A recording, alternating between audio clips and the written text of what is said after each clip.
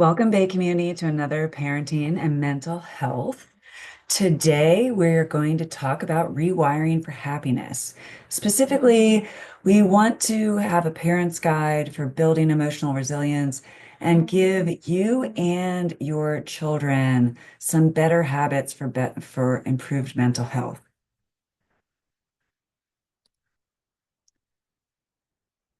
So I thought this quote was appropriate today, just pointing out that happiness can be a choice.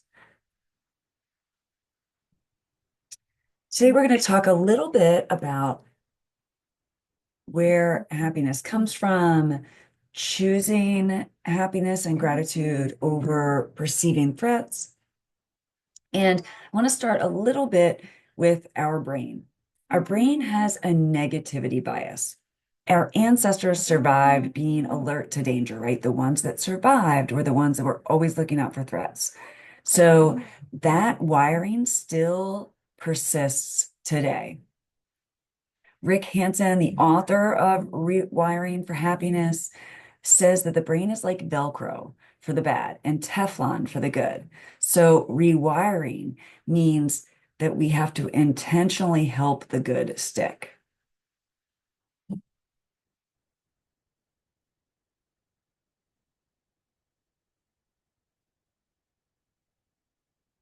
When we rest attention on a positive moment for even 10 to 30 seconds, we begin to change our brain's wiring. It's not just feel good fluff, woo woo stuff. It's actually neuroscience. We need to be mindful, be conscious of what we're putting our attention towards. If you've ever gone to a yoga class, usually the instructor will start with you setting an intention. And that is one example of just spending a couple seconds where you're actually directing your mind towards what you want to focus on. It is obviously an intentional practice for yoga teachers. You see it no matter where you take yoga. And it's very specific because you want to start to tell your brain consciously how you want it to think. Because we do have choice in what we think about. And often, and I tell this to my patients all the time, is that our thoughts are not who we are. Okay. We can change our thoughts and we can choose what we want to think about. Now, that doesn't mean that sometimes little streakers come through or little thoughts come through that we weren't expecting, but we do have a choice as to whether to pay attention to them or not. So there's a popular phrase that says, what neurons that fire together wire together. And that can be used for a couple of different things. One, that can be used with creating habits. So, for instance, if every time you get to see your best friend and relax, you're drinking a glass of wine, eventually you're going to associate that glass of wine with enjoying yourself and relaxing, which could end up being a negative thing, right? Because while we might love wine, it's alcohol isn't the healthiest thing in the world, right? So what we want to do is we have to intentionally tell ourselves when we want to be happy and for what we're grateful for. And we have to actually train our brain to do this. And this is going to require intentionality, right? Very conscious, directed thought and consistency and repetition. So it takes a little work too. So, talking about how to do this, we're going to explore one of the most powerful practical tools for wiring the brain for happiness. Something the author Rick Hanson calls taking in the good. This is essentially mindfulness, but mindfulness has become so cliche that I want to explain it a little bit. And in his book, we're going to talk about an actual four-step process that is rooted in mindfulness and neuroscience, and it can be used both by children and adults. First, when you're having a positive experience, you want to enrich that experience by very consciously staying in it and kind of savoring it. You can do this. I had a lot of yoga teacher, body worker, I used to call them my yogi friends, that did this all the time, especially when we would go out to a meal together. And when we would go to a place that was kind of a treat, their first bite, or even before they took a bite, they would just sit, very similar to what a lot of people do when they pray before they have a meal. They would sit and they would just use all five senses to smell the meal in front of them, to hear the surroundings, to really take it all in with all of their senses. And while they were doing that, they would feel a sense and express a sense of gratitude.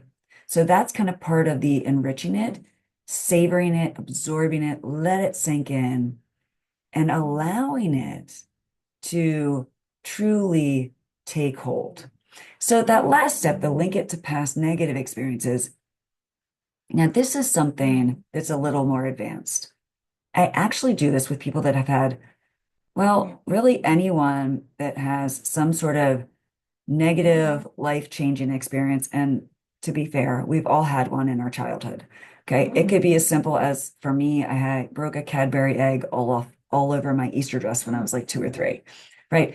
Not earth-shattering, but to a 2 or 3-year-old, it felt earth-shattering. And I felt like I just, you know, awful things that kind of stayed with me for a long time, surprisingly. And it was way into my adulthood when I figured out that that tiny little memory from when I was tiny and little had a tremendous impact on what shaped my personality and my behaviors until I dealt with it.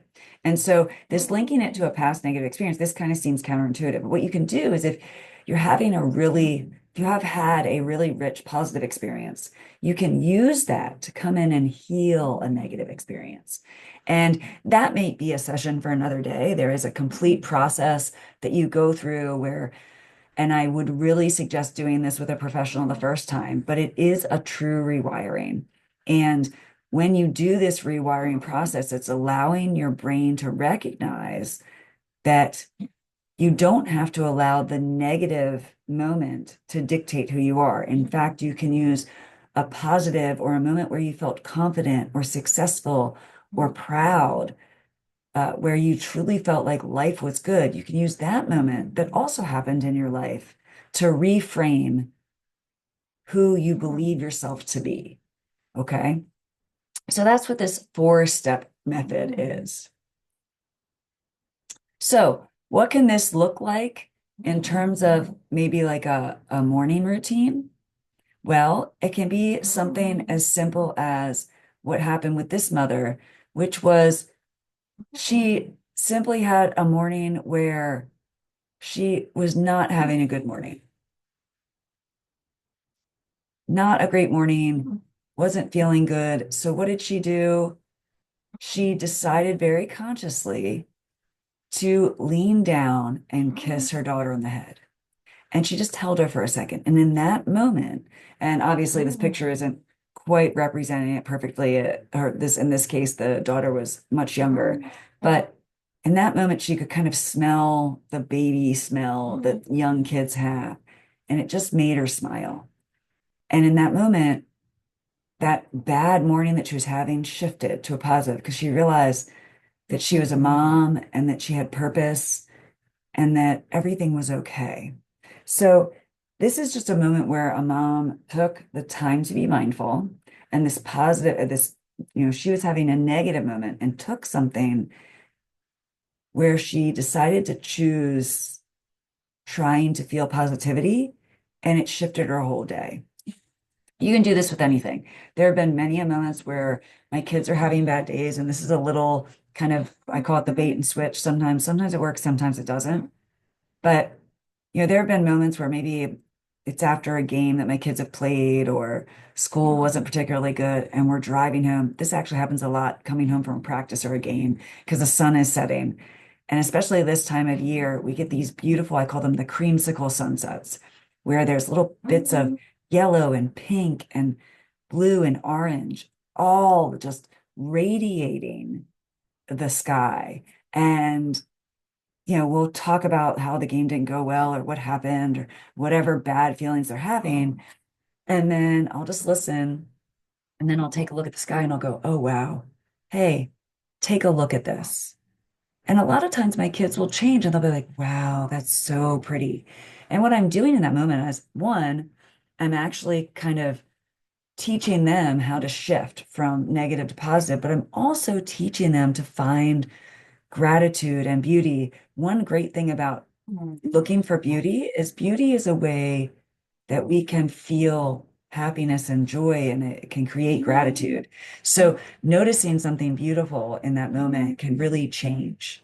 I've had that own experience where it wasn't such a beautiful moment, but I saw squirrels fighting in a park. For those of you that have been listening to me for years now, you've heard this story before. I was having a really bad day. I looked out the window. I saw these two squirrels. They were definitely fighting. I don't know what they were fighting over, but I swear I saw them put on boxing gloves and kind of throw, hooks and undercuts. And, and it just made me giggle. And in a really bad day, I needed that giggle. And so I was able to kind of change my feelings because I decided to look for something positive. So that's kind of what this rewiring can look like.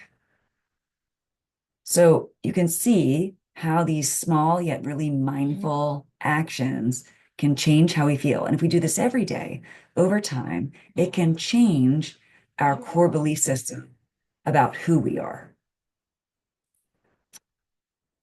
Oh, went backwards. Sorry about that. So parents often focus entirely on their kids' well-being. But kids, while that's good, that can be good, I wouldn't focus all, right? Kids learn the most. They're sponges. They learn the most by observation, by learning and watching us. I know that's terrifying because I am certainly not always my best self. And I tell this to people all the time, especially the parents I work with, that you need to work on being your best self first.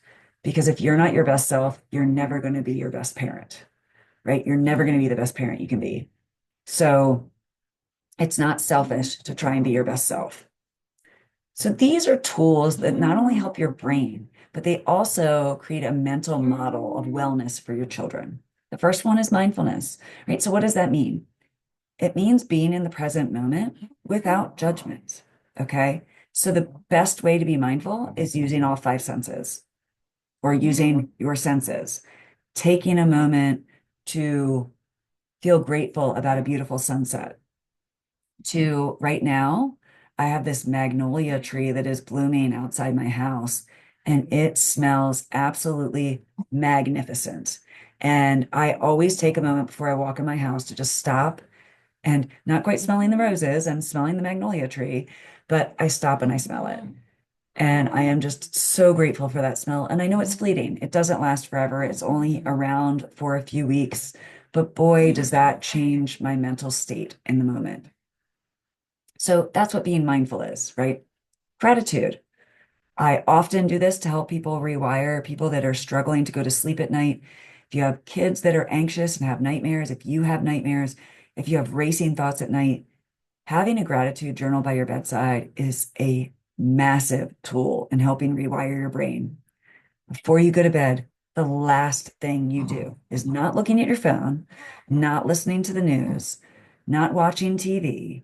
It is writing down three things that you're grateful for, three things that went well during the day. Now, why do I say both of those? Well, often we get lazy when we're doing the gratitude statements. We start to find things that are common to be grateful for. So I caught my kids doing this, and right now I'm super grateful for my dog Bentley snoring in the background. She's giving us great background noise. Um, yes, a little sarcastic. So for kids or adults, we get in this habit of like knowing I catch myself doing this. We get in a habit of what we say we're grateful for. So we'll say, oh, I'm grateful for my family. I'm grateful for my friends. I'm grateful to have a house, right? Which you may be. And it's good to recognize that and not take that for granted. However, it stops holding meaning the more and more you use those same gratitude statements. So having to pick out something that went well that day makes it a little more specific and a lot more difficult to repeat.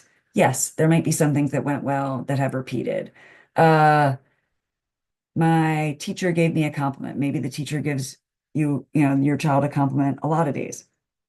Great. But if you know at the end of the day, you have to remember three things that went well all day long, your brain is going to be looking for something that went well. This is part of rewiring your brain. I could tell you after you get off the session, why are there so many white trucks on the road. You are now going to see a ton of white trucks on the road, more than you've ever seen on the road before. Not because there are more, but because now I've asked your brain to go look for it. Okay, acts of joy. I do this a lot with my folks.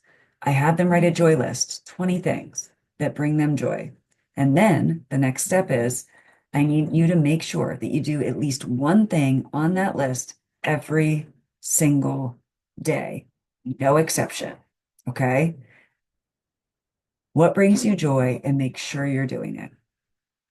Connect. Oh my goodness. We as humans are social creatures. We are not designed to be by ourselves. That means we must connect with other people. If COVID taught us nothing, it taught us this because our mental health issues skyrocketed during COVID because we were not able to connect as much as we wanted to. For kids, this is even stronger. For young children, the connection with parents is extremely, extremely important. Teenagers, the connection with their peers. They need to feel connection with their peers. So helping foster that and allowing them to do that is so, so important. So what does that mean? Making eye contact, giving a hug, pat on the shoulder, saying hi to someone, just smiling at someone walking by in the street, asking a random person a question about themselves. Kids are really shy about doing that. The more they do it, though, the better they get at it. And this is going to help them in really socially tough situations over time. Self-compassion. Now, parents, you need to model this. Otherwise, your kids are not going to be able to do it. And I see this far too often where we are self-critical and overly critical. And then what happens to our kids? They are self-critical and overly critical. And as years go by, our kids have high anxiety and we don't understand where it came from. I can tell you 99.9% of the time when a parent comes in and says, "Oh my gosh, my child is so anxious. They stress out about everything. I don't know what to do. I don't know where this came from." And I'm looking at the parent going, "What?" And I just hold up a mirror.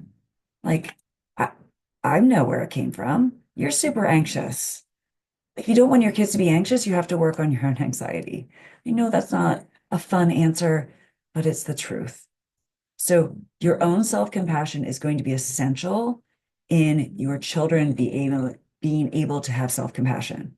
What does that mean? It means being able to laugh at yourself. Parents, the next time you go play a sport with your kids, or my daughter's in gymnastics, I am coordinated, however, not in a gymnastics way. I've never been able to do a flip. At one time, I could do a cartwheel. Definitely not with the tight hamstrings as an adult that I have today. My daughter asked me to try one the other day. I did it and fell on my butt. And you know what? I laughed. And she was worried. She goes, "Oh my gosh, are you okay?" I just belly laughed because I know how ridiculous it must have looked. And you know what? Who cares? For her, that allowed her to feel super good because she was really good and better at something than I was, which doesn't happen often for kids.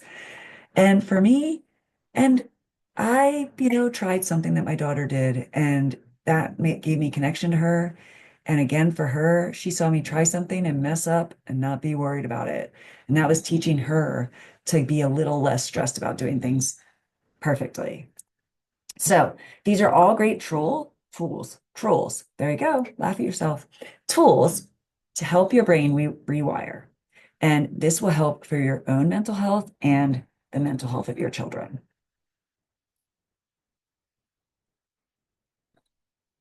So rewiring together. What does that mean? Well, I just talked about it. Our kids learn the best from us. So do some of this stuff together. Having a moment of gratitude before a meal, or like I said, on the way home from a practice or some after school activity, or from school or from something when the sun is setting, taking a moment, then pull the car over and just look at the sunset. Maybe if you have teenagers, they're going to look at you and they're going to roll their eyes at first. But I promise you, the more you do this, it will sink in. Celebrate effort, not outcome. Oh my gosh, I can't say this enough. Celebrate effort, not outcome. Celebrate the journey. not the end result. Why am I being so adamant about this? Because right now, I spend a lot of time in the sports world, and we are way too focused in youth sports on winning and losing. It is not about that. You can be competitive and still not be worried about winning and losing. The best sport that taught me that was track and field because I could have the best day of my life and my team might still lose because I was only so many points. And if my other teammates didn't step up to the plate on the same day, we didn't win the meet.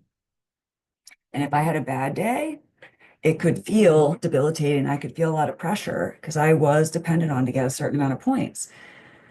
But at the same time, I had other teammates that could step up. So, what am I saying? It taught me to not always worry about the W or the L, right? What it taught me to worry about is my own growth in that particular thing. Okay. I see this way too much with parents, way too much with kids. I saw it this weekend with my son's soccer team.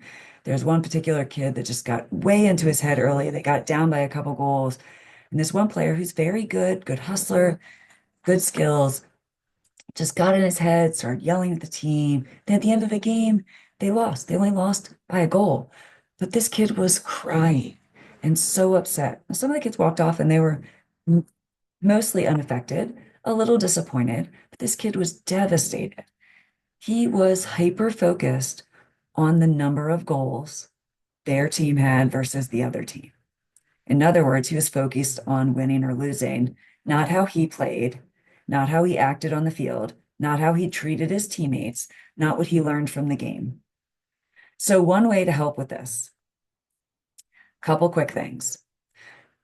When you see it's harder with grades because, we all want our kids to get good grades. If you notice that your child gets like A's in something, instead of saying like, I'm so proud of you for getting A's, say, I'm really proud of you because I know you worked hard at this, or I noticed you always made sure you got your homework done, or I'm really proud of you because it looked like you learned a lot this term. If they don't do as well in something as they had hoped or as you had hoped, just start with, what did you learn? Now, I will tell you, my kids are so sick of hearing this this question, but their answers are getting better and they are getting better at bringing themselves out of about worried about winning or losing.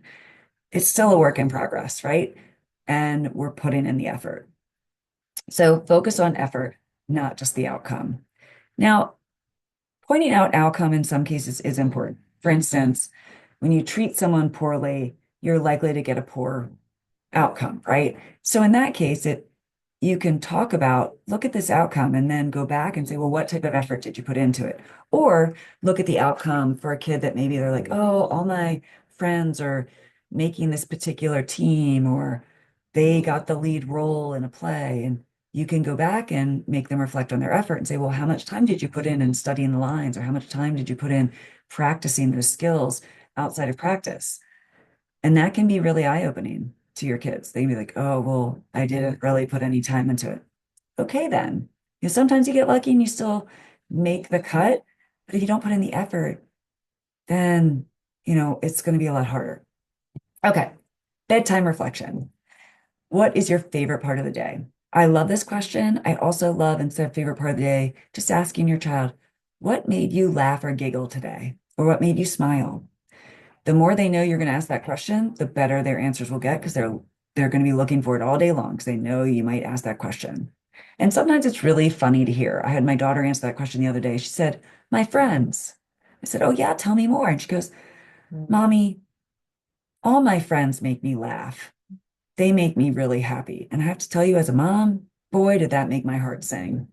To know that she had such good friends that they make her laugh all day. And some of these kids are very serious and are very competitive, but yet they have found humor in each other. So it's just wonderful. So you can use imagination. This is great because I have a lot of adults that cannot create vision for their future. So asking your kids to think about, what what could you do tomorrow that would make you feel strong, happy, proud, right? And this is a great one because once the kids put it out there, then they're going to strive for it. They're going to be looking for it. They're going to be trying to do it. So why does this work? What's the science behind this? Well, there's there's a lot of science behind this. When we involve more of our senses, when we feel emotions and we repeat it, we're firing on more neurocylinders, right? What that means is basically we're using more neural pathways at the same time. Remember, what fires together wires together.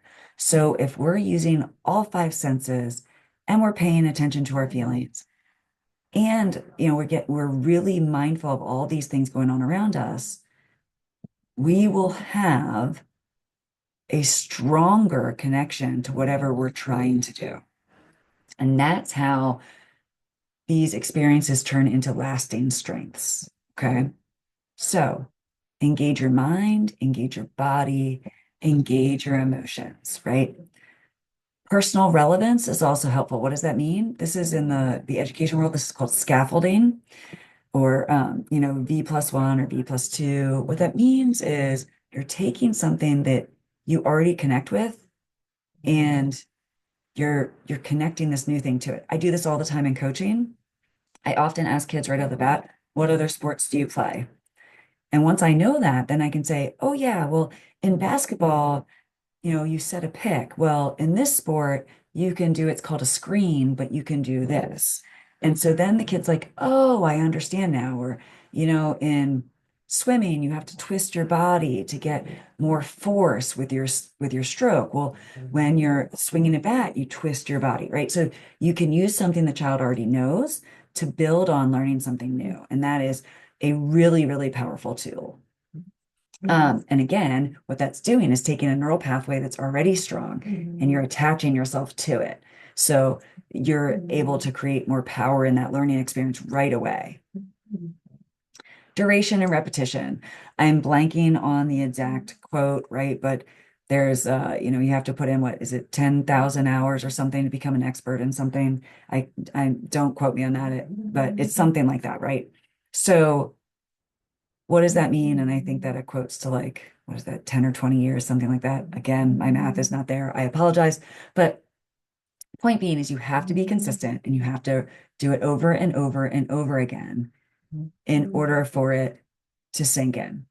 So and I think there's also something about if you spend 18 minutes a day, every day on something, you will be better at that thing than like 90% of the population. Again, consistency and time put in, right? 18 minutes doesn't seem like a lot. In this example, 20 or 12 to 30 seconds. You'll 12 to 30 seconds, you can create a lasting memory. Okay. So that's the neuroscience behind it. So in practice, from worry to worth, right? These are some things to think about. When we are anxious or frustrated, first, recognize the emotion. I teach my parents this, to do this with small children, to give them an emotional vocabulary, because the more we're able to express how we're feeling, the less we react in anger or violence. We can articulate, and you see this all the time, right? Someone's trying to explain to you how they feel, and you're like, what is wrong, right? And they're like, and they just explode, right? Because they don't have the words. So the more feeling words we can teach our kids, the more granular those words become, the more specific, then they're really going to be able to express what's going on with them. And then, thus, be able to use words versus an adverse or a negative behavior. So, name it, detain it, then pause. Take a really deep breath. This is also rooted in our evolution, okay? When we were hunter-gatherers and we were prey as much as we were predators, actually, we were prey more than we were predators, okay? If we took really loud breaths, we have suddenly just allowed every predator in the area to know we're there, right? So we have learned to take these really quiet, shallow breaths. which keeps our nervous system on edge. It tells our nervous system, you're trying to not be seen, right? Okay, so take a minute, pause.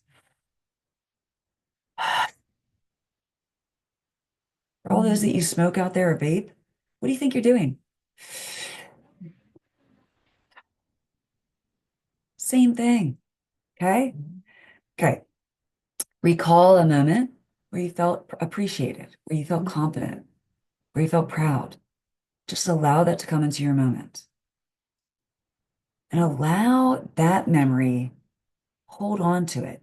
And if you can, remember that moment with all five senses. What did your skin feel like that day, right? Like if you're outside, did you feel the sun on your skin?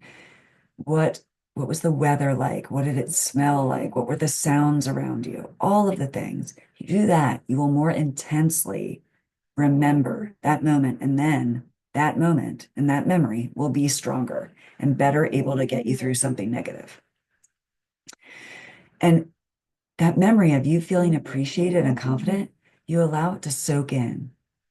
And that will naturally soften your stress because suddenly you'll recognize you're able to handle this. So you can use this to help kids heal from old wounds.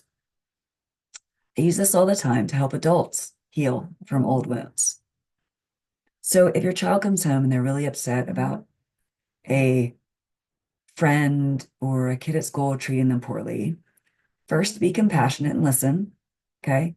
Hear them out.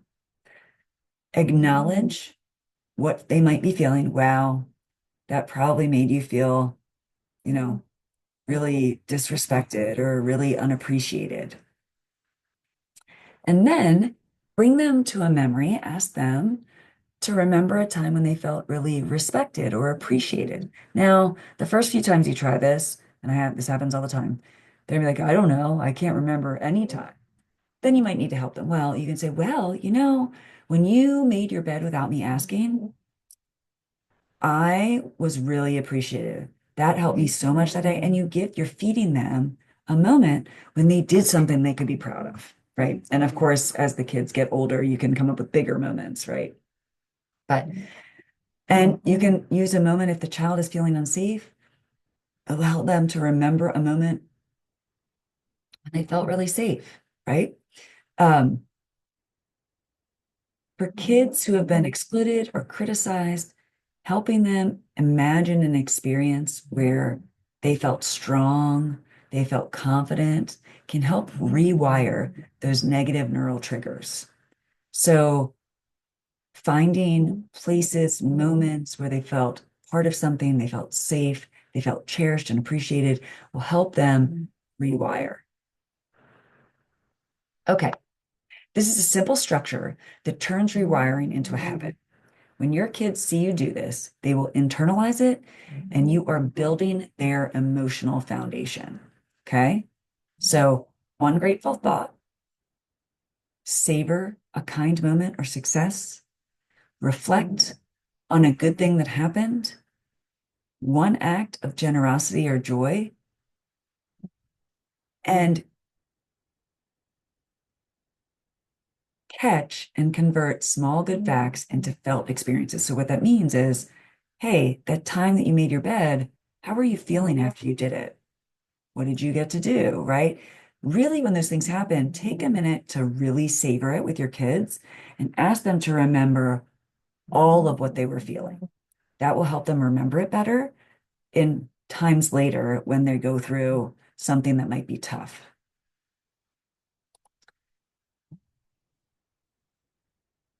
When you remember a compliment, let it land. When your child helps to clean up, this is exactly what I was saying, affirm them and help them to absorb your appreciation. I have some people say all the time, well, I don't need thanks for that. I'm just doing what I'm supposed to. Well, if everyone in this world did what they were supposed to, do you think we would have as much war going on as we do, or as much as much negative discourse going on? No, right? So there are a lot of people that don't do what they are supposed to, or what they're meant to do. So compliment. Always reward the behavior you want to see again. Again, remember, we are designed to look for threats and rewards. So reward the behavior you want to see again. This is not just in your kids, this is in your spouse, this is in your friends, in everyone. If someone gives you a compliment, say, thanks, that felt really good, right? You are just adding that little extra oomph that reminds that friend that when they compliment you, it feels really good. It helps people feel seen. It is helping that to land again. It's helping to solidify this behavior as something that's going to be repeated, and it's something they'll remember. Okay, another practice, let go and let in. Many of us are great at spotting problems. We're wired to do it. And if you happen to be in a field like cybersecurity or law enforcement or investigations or actuary science, right, where your whole job is to look for threats and things that are wrong, it can be really hard to get out of that mindset. So you're going to have to practice and work even harder at it. Part of doing that is going to be teaching your kids that we all go through bad times. So when the storm passes, look for the rainbow, right? After a tough practice, look for the beautiful sunset, right? Uh, this just happened last night, actually. My husband had been away for several months on a long trip. So he had a really big suitcase. And every time he goes on a long trip, he always brings little things back for the kids, usually something for me. It's very sweet. It's just showing that he's, thinking about us while he's gone. And his flight was exceptionally long. He was traveling for over 30 hours to get home, right? So he was exhausted. He finally gets to the home airport and he texts me and says, they lost my bag. I can't imagine how debilitating and how frustrating that felt for him. So I thought about it for a second and I acknowledged, I was like, wow, that's got to be really frustrating. I'm sorry, honey. At least you lost the bag coming home where you have tons more clothes and you can hug your family than losing the bag on your way out when you needed those clothes because you wouldn't have any others. And he kind of laughed. And you know what? They ended up delivering the bag later that night. But point was, I tried to find some little silver lining that he could focus on. I told a little joke and he's very good at finding the positive and everything. So he bounced back quickly. But this is something for a lot of people, they don't have practice in this. So help them, right? Like they might say like, oh, man, I missed that last shot. Yeah, but you made three others. Or, man, I struck out at that last at bat. Yeah, but that kid's fastball was really good, or, you got on base two other times, or, find something that was positive. Or, you know what? You struck out, but you struck out swinging instead of looking at it this time. That's a positive. Sometimes the positives aren't as good as you'd like them to be, but always look for one. And when you're doing that, you are training your kids to do the same thing and let that soak in. Okay. So before we close, let's actually do the work. Think of one small good thing, something real. Okay, let's close your eyes and just see that small good thing.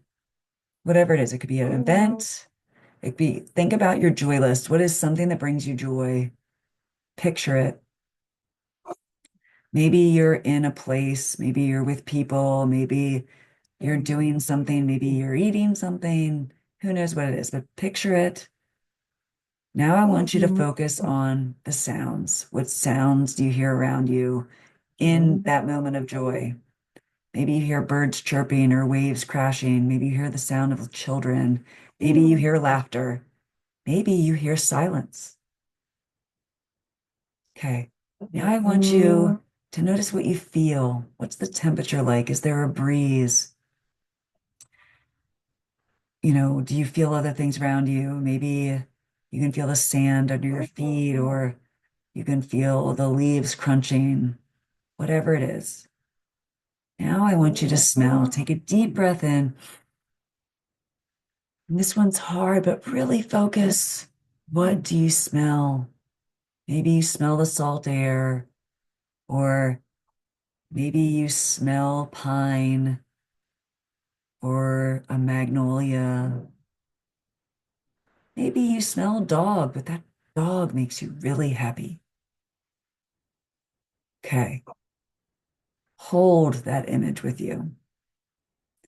Continue to enrich that image with brighter colors, louder sounds, bigger smells.